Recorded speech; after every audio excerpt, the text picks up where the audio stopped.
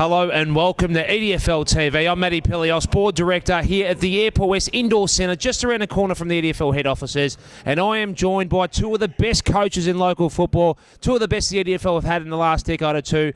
I'm joined by Ash Manning from the Tullamarine Footy Club and Rooney, Coburg Districts Football Club, former legend of the comp. Guys, welcome to EDFL TV. Great to have you both.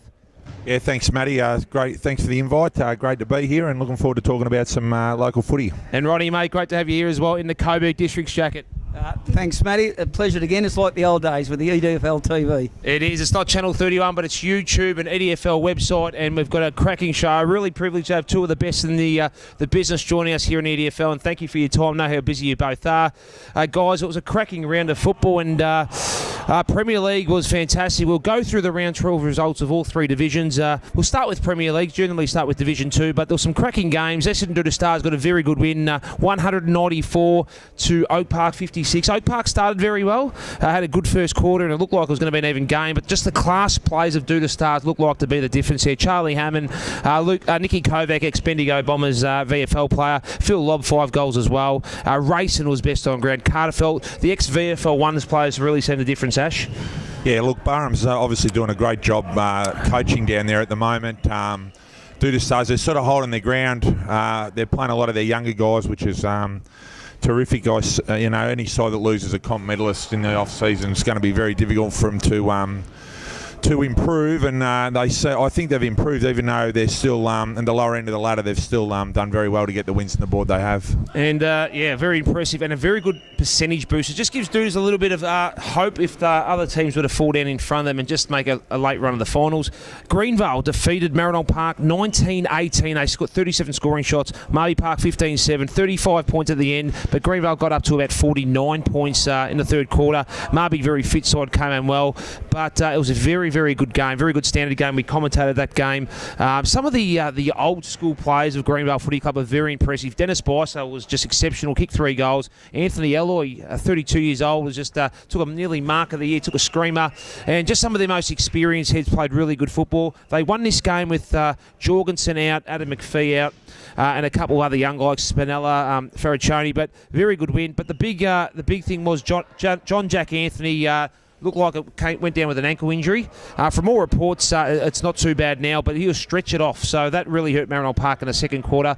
But from what I saw, it was an exceptional game of football, very good standard. Cam Lee and Trent Lee from Marynol kicked 3 each, and the Greenvale were really good. Correct just had a great game. Trent Shinners, the ex-AFL VFL listed player, was very good for Greenvale. They just have a great side.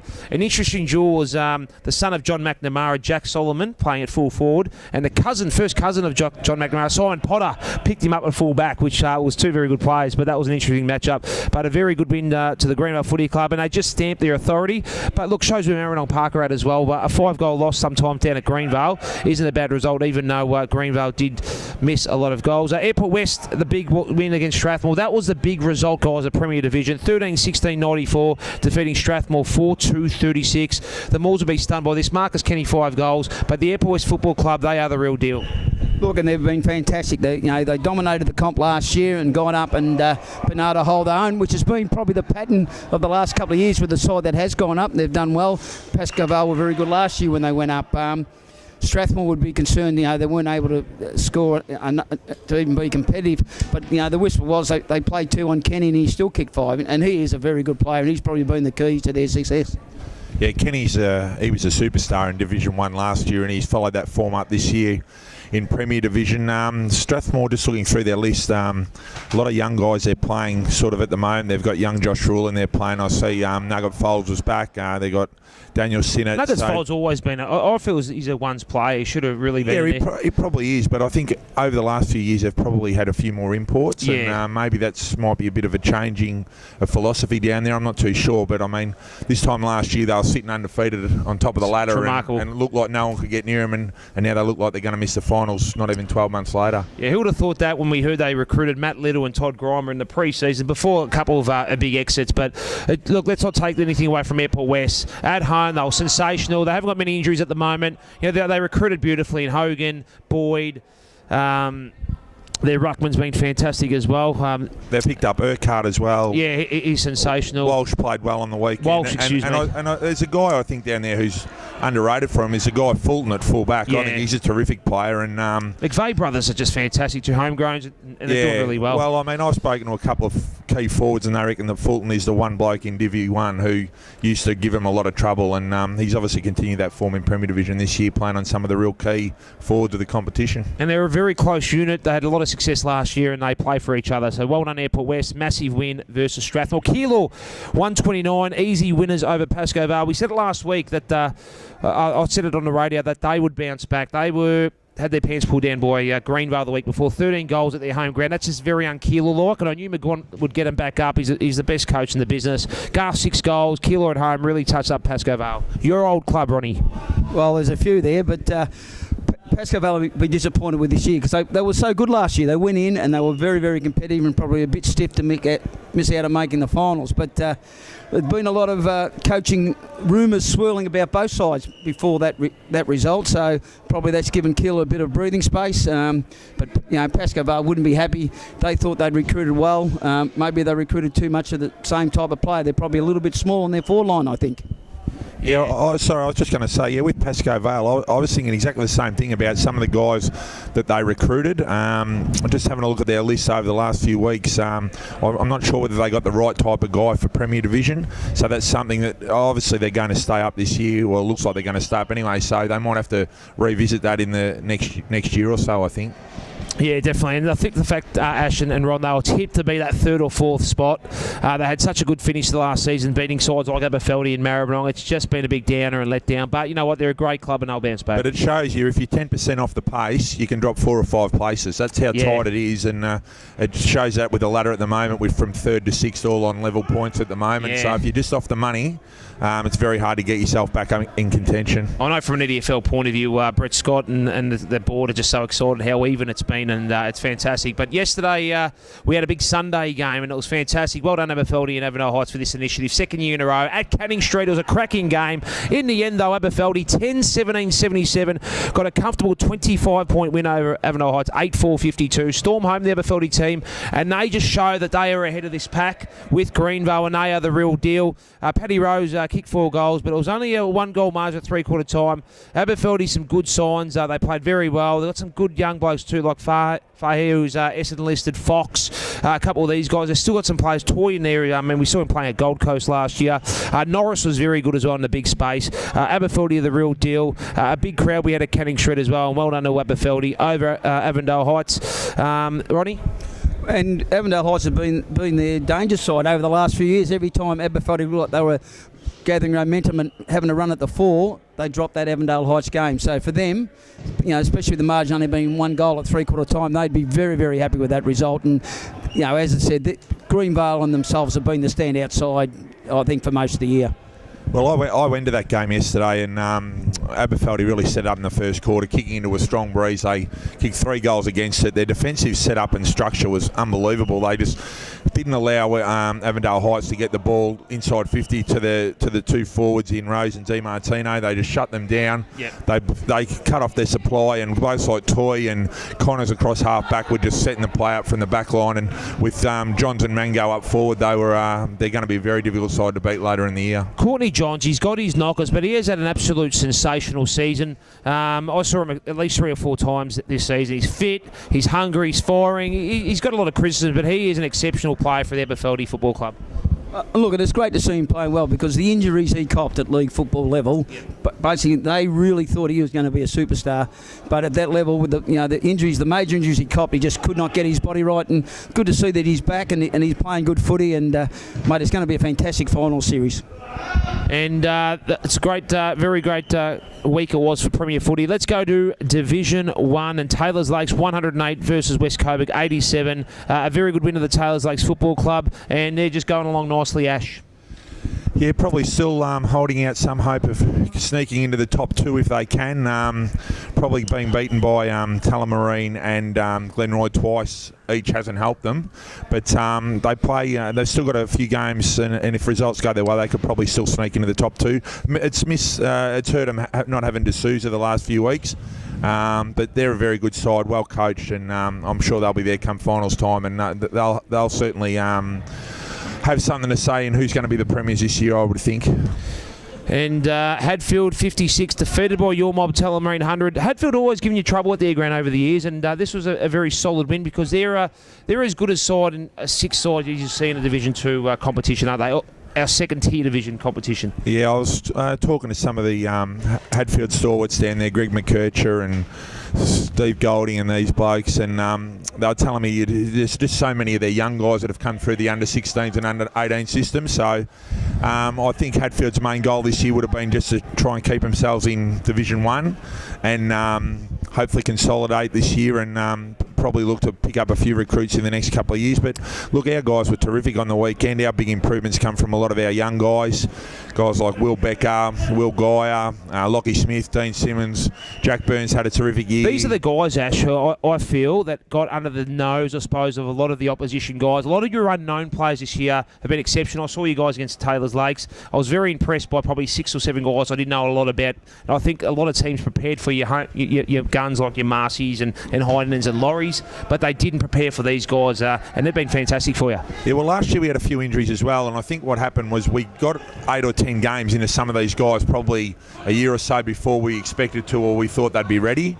And I think this year they had another big pre-season, and it's really helped them this year. And just giving them an opportunity, and they know that they're going to get plenty of game time and stuff like that. It's just every one of them has just really flourished. Some of the guys have come inside. Even on the weekend, we had both Sammy and Neil McIntyre played, who've probably only played a handful of senior games each, and both of them contributed to our win. And Benny Daly played on the wing, and we had a young guy playing his 2nd game, Robbie Horvat. And some of these guys, no one would even...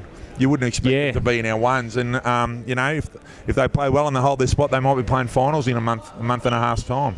Ronnie, Tullamarine's your ex-club. You took them to a grand final in 07 and nearly won the impossible against that Maribyrnong Park Dream team. It must be great to see seeing Tullamarine doing so well.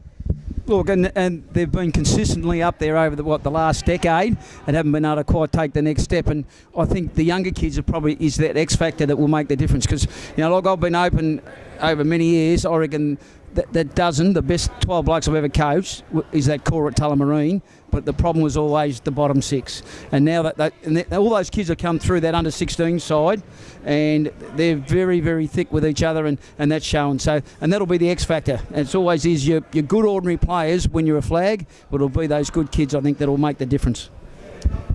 Well done to Tullamarine Ash and the guys. A massive game it was at Glenroy Still Reserve, and it just got pipped for our live broadcast match of the day. Glenroy in the end, 20 goals, 9, 129, pipped by Northern Saints, and Northern Saints kept their great form, 21-9, 135. Phenomenal game it looked like. My mail is, I've spoken to a few people, they just said it was fairly tight, it was physical for the first 3 quarters, but then in the last quarter it blew out, 15 goals scored, where Glenroy, I think, scored 10 goals to 5. In the end, the former lawyer, Ali Abweed, kicked a lazy 6. He's been phenomenal this year. A great team effort though, but Aaron Kite 5 on the other end. Both midfielders had a really good battle, but this would have been an awesome game to see, and just a great result for the Northern Saints Football Club. Yeah, if you support Northern Saints this year, you certainly get value for money, because every game they have is a shootout. They regularly kick 20 goals every week, and the opposition scores against them. Their midfield is, obviously with Nat and Fort Caruso and Tamer Abdallah, is unbelievable, and they've got power in their forward line with Ali Aboued and Rocky Ferraro. So I think they just back themselves. They say, we're going to kick more than you, and you're going to have to chase us. And occasionally they get scored against, but I think most of the time that they're going to outscore their opposition. But it's interesting. I would say most coaches, not all, but most coaches would say defence wins premiership. So it'll be interesting to see whether their attacking style holds up in finals football. And I think Feeder Ahmed's added a new dimension for him since he's come across mid sort of season as well. Premiership player at Pascoe Vale as well. Very good player at West Coburg. So kicked the winning goal on the weekend apparently. They were telling me he's one of the best celebrations going around too. 50 metres out into the breeze, and kicked the winning goal, just a few seconds before the siren. So he's another player that they add to that forward line that's going to make him very hard to stop. And Mahmood Talib will have to nearly be Ruckman of the Year again. I mean, with Scott from Tullamarine, he's been exceptional. Has the great hairstyle as well that we all talk about, but he's just been phenomenal. And probably their height has been questioned over there, but they're so physically strong that they're getting away with not being an overly tall side, Ash. Yeah, they just run and run and run. And like we played them, they beat us by 4 points, and it was a high-scoring game. I think it was 20 goals to 21 only goals. Loss. Yeah, it was our only loss. It was a terrific. I walked into the rooms after the game, and I said I was absolutely mentally exhausted after the game. And I said to the players and all the spectators who were in the room, I said, well, that would have been a great game to watch. Yep. Shocking game to coach. Because I wanted to stop the goals, but I just couldn't. It just went one end to the other, and that's how they play. They're just so quick, and they've got these little guys who dart in and out, and they're just terrific side, and they've made rapid improvement since last year. So credit's got to go to Mick Caruso, who's the president, and Nat and Ford, who are running the show down there. Yeah, got a great committee. Peter Lona, Paul Bruno, those guys. Well done to Northern Saints, and bad luck to Glenroy. Thrilling game. West Meadows, 13-4-82. Stunned by Craigieburn. In the end, it was 21-20. Fantastic result for Craigieburn. Nick Fletcher, 6 goals. Brent Gordon, 4. But Craigieburn keep themselves in Division 1. We've got to rush through Division 2, Ron. Your boys, 36-23. I think it was 2:39 and East Sunbury, 6-2-38. Tell us a little bit about the game on the weekend. Unusual for us. We got off to a fantastic start, and we kicked 14 goals in the first quarter with the wind, and that set the game up. The second quarter was competitive, 4 goals each, and then in the end we come home in the second half. But 36-23, 8-20 the week before. Geez, I'd like to go and watch the Glenroy Northern Saints game and see if we could kick as straight as them. We might be threatening a little bit more than what we are. But look, East Sunbury are battling, and the reason they're battling is because they haven't got their under-18s, which they thought they were going to bring into the comp. Yep. Those younger players would help them. They're, I know Casey Wheeler's working really, really hard, and they're hoping to sort of be a lot more competitive next year. And we got off to probably our first flyer for the year, and that set the game up. Got a big sportsman night coming up too, East Sunbury as well, and got a few big names. So support the club. Anyone who wants to play footy down around East Sunbury, get down to our newest EDFL club with Coburg Districts. Well done, Ronnie. I'll quickly go through the results too. Chicana 69 defeated by East Keilor 150. Dion Hill, the young fella for East Keilor, 5 goals. Roxburgh Park 56, lost to Hillside 92, and Hillside just a very convincing win against a tough in-form Roxburgh Park. And Moonee Valley 10-16, 76. This was the big result, Ronnie. Defeated by Keilor Park 12-9. 81, and Keilor Park, they did it when I played at Moonee Valley in A grade in 04. They've gone to Moonee Valley and beaten them when they probably shouldn't, and this is a huge win, keeps them in the finals contention. It doesn't help us at all, and but Keilor Park have been very, very competitive. This sort of 3 sides sort of going for that 4th spot. Moonee Valley, from after they beat Hillside, they played really well. They've battled since then. They've won a couple of games, but not convincingly. And we started the downfall when we knocked them off at our ground, and you did. And then since then they've lost to both East Keilor and Keilor Park, and it'd be a worry because they are a good side. But they're not the side they were in the first 5 or 6 rounds. Maybe they peak so early. Sometimes you can get at that flat spot through sort of the mid-later season, and no doubt Charlie and the coaching staff will freshen them up and get them ready for a big storm home. But well done to Keilor Park, great win. Luke Walsh 3 goals, and Daniel Davis, BOG, with 1 goal.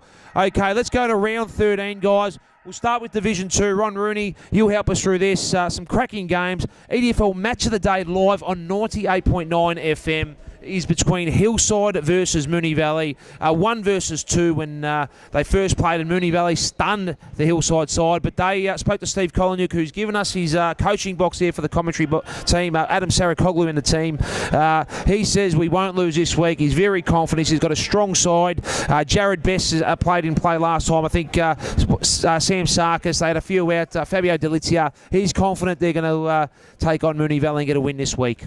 Well, if Moonee Valley are ever going to show something, it's probably after the last month. They need to show something because they've been disappointing. But Hillside, before last time thought they had 8 out, and they were looking for the return match. So I expect Hillside to win, and the way they're going with O'Halpern in the ruck, he is an absolute Has the fitness of a midfielder. Class above. He taps the ball down, then runs past your rover, so it makes it pretty hard to sort of cut him down. And obviously in their forward line, they've had a number of goal scorers. Edwards has been good there, leading the comp. And no, look, they're a well balanced side, and Hargraves at the moment's only just doing what he has to do. But I'm sure come comes finals time, he's going to be that sort of icing on the cake. And I can't see anyone beating him. And Mickey Turner. Another name back for Hillside I saw as well. Mick Turner, the former East Killor player. So they've just got strong and strong. Quick tip for this one, Ash. My mail is Hillside are already recruiting for next year in Div 1, so I think they're going to win, and I agree with Ronnie. I think they'll probably win the whole thing. There'll be a big crowd in there. Don't forget, EDFL Match of the Day, 98.9 Northwest FM. Killor Park at home versus Jacana. Big 8-point game for both clubs. Jacana have been the great story of Division 2. Want to congratulate the Sacco and the boys. We hope they finish very strongly. I think Killor Park will be too strong. Your tip for this game? Yeah, look, I think Killor Park will be. They just cannot afford to drop it. But Jacana, you've got to remind them, they have been very, very competitive. The ladder doesn't tell the true story. Other than Hillside, no one's beaten, other than last week, no one's beaten them by more than 5 or 6 goals. Yep. They're on ball brigade with the Evans brothers and the young bloke there. They are guns. They are lot better than where they are at the moment. And so many ex-Jacana players playing in either the EDFL or other comps too. It'd be fantastic to see them all come back to the Jacana Footy Club. Quick tip for this one, Ash Manning. Killor Park.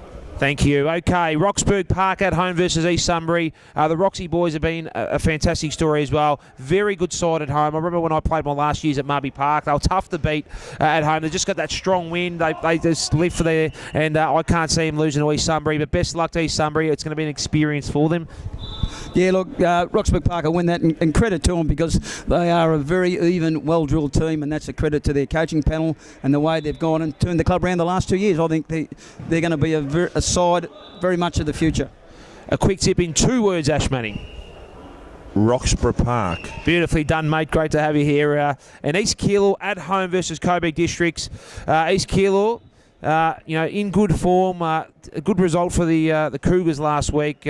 And at home, mate, it's going to be tough to beat. Tell us how you're going to beat East Killor Football Club this week and give you every chance, because I feel we're on, and I know Ash will back me on this one. If you lose this week, finals could just be out of the question. Look, it is an 8-point game, and I don't think I've ever won at East Killor, so it must be time. Don't worry about the Kennett's curse. I don't think I've ever won at East Killor over the years. We've always never gone there expecting to win, and it's always been a close result, but it hasn't gone our way, so we're expecting, hopefully that'll turn around. Look, we're much better than we were 6 weeks ago, and if blokes want to think they're worthy of playing at a higher level, they're going to have to produce on Saturday.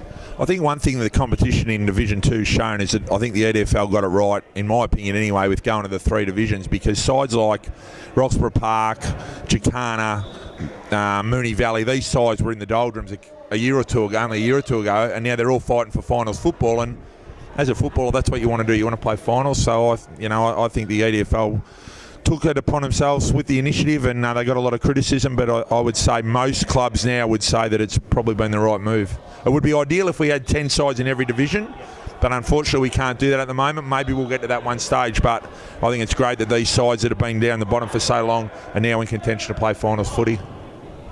No doubt, Ash. And look, just want to say too, well done, Alan Chandler. Your committee there. It's great to have you in the competition, Ron. And before, what would you like to say to all the Coburg Districts people?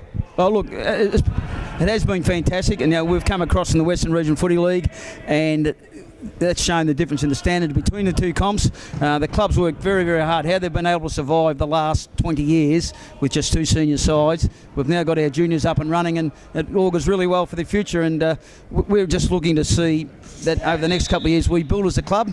And I think the clubs have acknowledged, that we do make a point of trying to be part of the community, and we've made a real point of staying back after every game. You've got a young superstar, Luke Vincitorio, there. We're going to get him on EDFL TV. He does a great job with your media, Coburg Districts. Luke, you're going to let him come on with us on EDFL TV one week? Oh, mate, that'll be the end of him. I'll never get him back. But no, look, he's been a goal kicker over the last 2 years for us. He just always seems to be able to conjure up goals. And but we've got another one there too, young Ben Storer, who's the son of the 400 game Andrew Storer, and he come back from a broken hand and played the last 3 games and been outstanding for us. Best of luck this week, Ron Rooney. East Killor versus Coburg Districts. We'll go to Division 1, and at home, Tullamarine, your boys take on on West Meadows. And just on West Meadows last week, we had a great luncheon at the footy club. It was the Boots for All Foundation, which the EDFL assisting with the West Meadows Football Club. Mark Turi, myself and Stephanie from the EDFL attended, and well done to the West Meadows Footy Club for really assisting, and a great lunch held at the West Meadows Football Club. But they have bigger problems this week. They go to Tullamarine, arch rivals, neighbouring clubs. West Meadows this week, let's be honest, they're out of form, but they always lift against Tullamarine, don't they, Ash?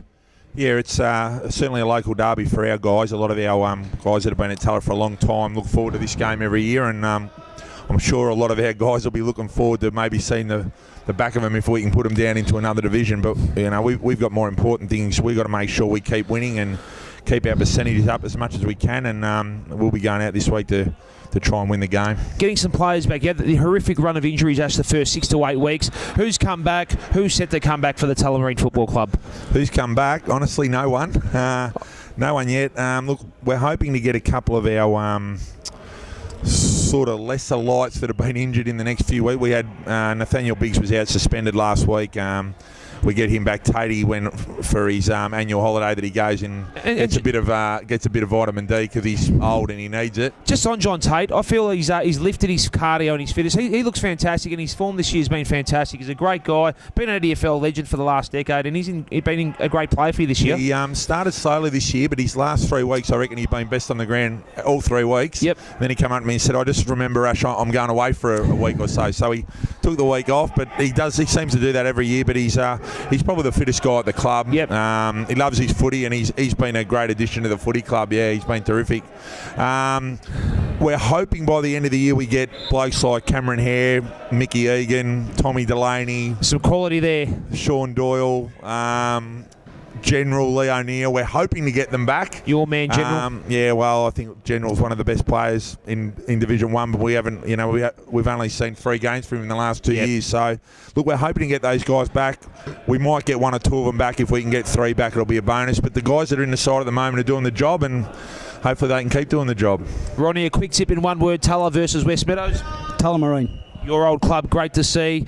Big game is Craigieburn at home versus Glenroy. Craigieburn really desperate to get another win. Fantastic win by them guys last week. Nick Fletcher, who nearly went to Glenroy, former Calder Cannons full forward, very underrated footballer, kicking 6. He'll be very good now for him. They've got quality, as we know, the Gordon brothers, Jacobs, some of their homegrowns, or Bryce Moore.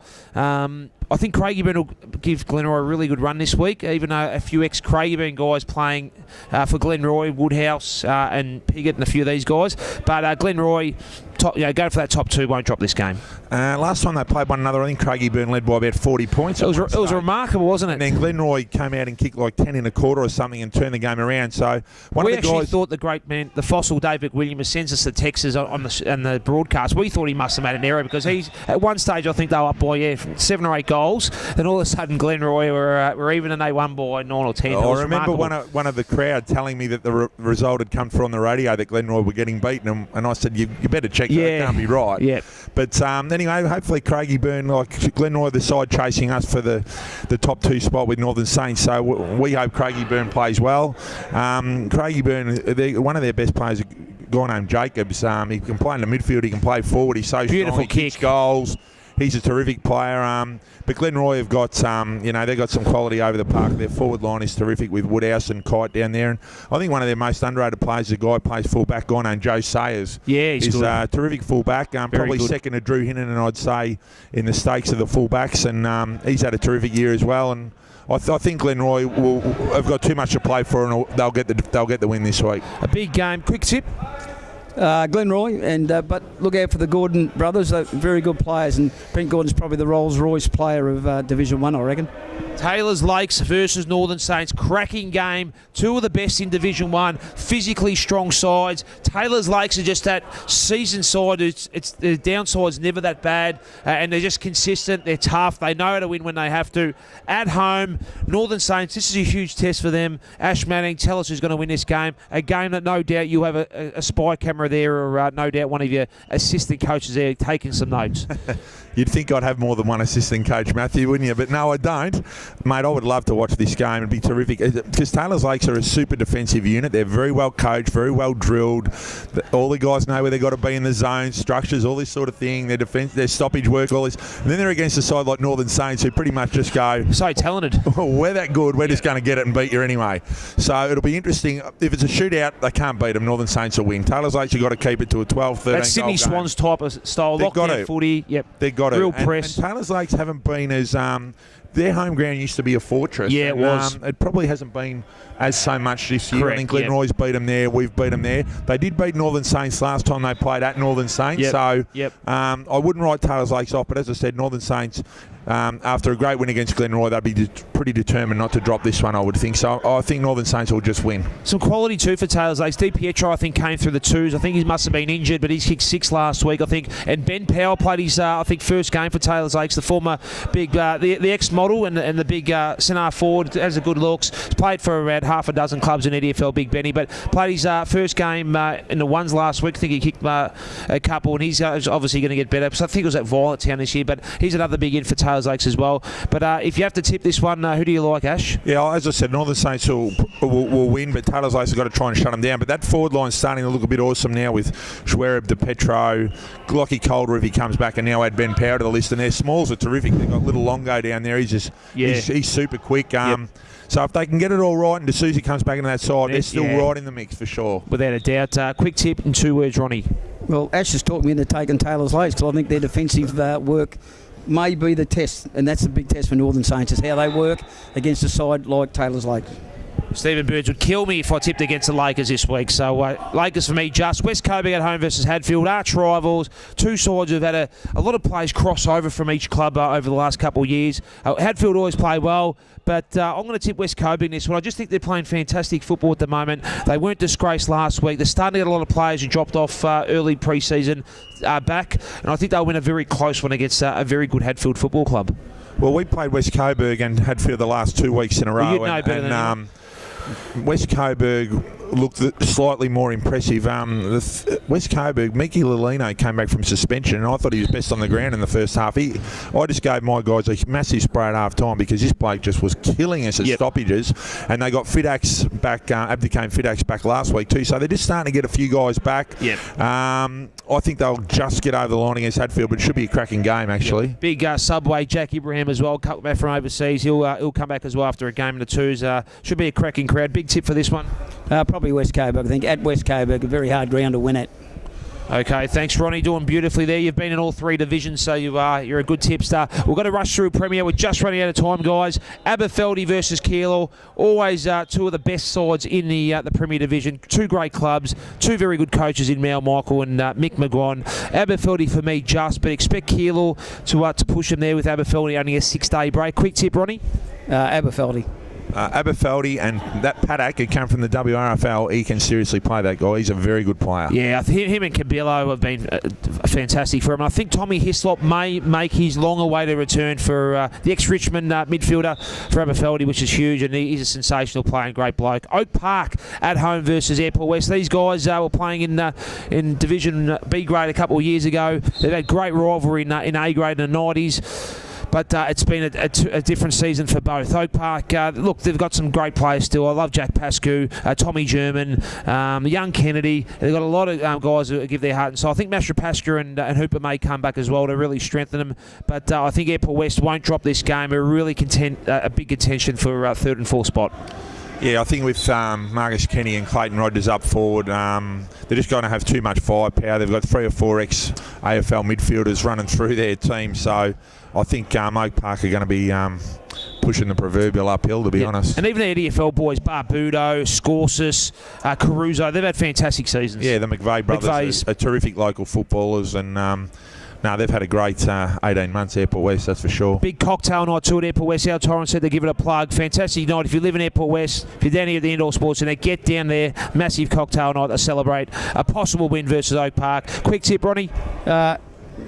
Airport West, Oak Park have been disappointing the last 2 weeks. They've dropped away. They start the game well, but then after that, after quarter time, they've really struggled the last 2 weeks. So Airport West will win and win well. This time 2 years ago, Oak Park were premiership favourites, so it can change very quickly, and things have certainly turned around for them. Yeah, look, they've lost some good players, and they're a good club, and they'll come good. They've got some good players. So Roland Hall is another one I didn't mention. So Strathmore at home versus Avondale Heights. Any other season, a Strathmore at home versus Avondale, and no disrespect to Avondale, you tip Strathmore clearly. But at the moment, they're desperate to win this game. I think Jordan Doring, who in my opinion is still one of the top 3 in the competition, comes back. It's going to be massive. Huge game, big 8-point game. Can Strathmore Footy Club, with a lot of injuries, save their season, I ask you?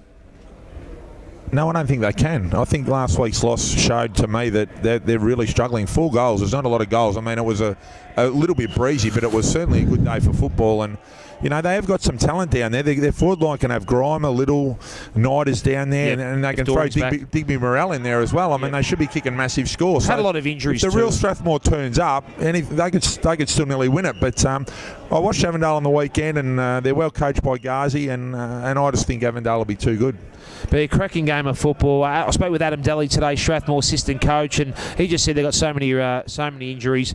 I think Stouts 1-2 is out for the season as well, so it's going to be tough for them to win. I think they might get a big upset here, the Moors, and keep themselves in final contention, with Dig Mirrell doing a solid job.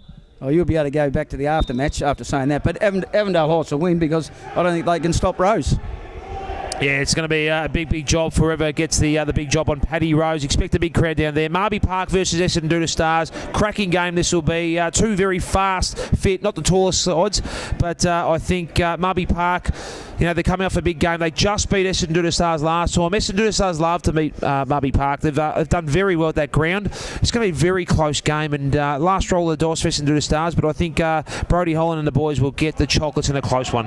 Look, Marby Park's been the surprise packet of the year, really. We played them in a practice match, and they beat us convincingly, as they should be in a Premier Division side. But geez, we didn't think we thought they'd be bottom 2, not fighting for the top 4, and they've been terrific. So all credit's got to go to Brodie and the job that he's done down there, and guys like Phil Pott and the Lee brothers, and they've added Will Slade and Jack Anthony. I mean, they've recruited. They lost a lot of players, but somehow they've managed to keep conjuring up victories. And I think this game's too important to them, and I think they'll win and beat Doona Stars. Yeah, quality players have stayed too, like Nathan Black and the Lee brothers. They've been fantastic.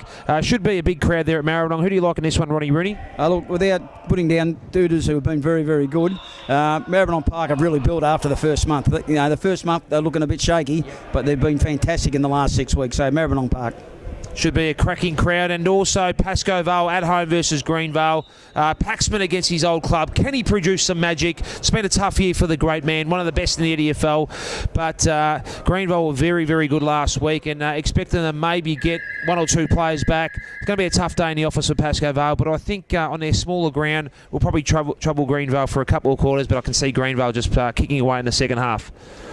Greenvale, they're just an awesome team, awesome club. I mean, their leadership down there is unbelievable. They got starts obviously from Bruce Kent, the great man, to Anthony Rock. Yeah, they got Bruce Kent, Anthony Rock, and then their leadership on the ground. They got guys like James Rowan and Eric Curette and Dennis Bicer and the Smiths and Paul Lenny, and then they're still going to get back guys like Jorgensen and the Burns McPhee brothers. And the Burns brothers. I mean, they just got so many guys that would probably be captains at so many other clubs. Yep. They're just a professionally run outfit. They've just been at the top now for so many years. I mean, I remember when we used to play them at Glenroy, we'd beat them by 30 goals in B grade, you know, and now they're just a powerhouse. Yep.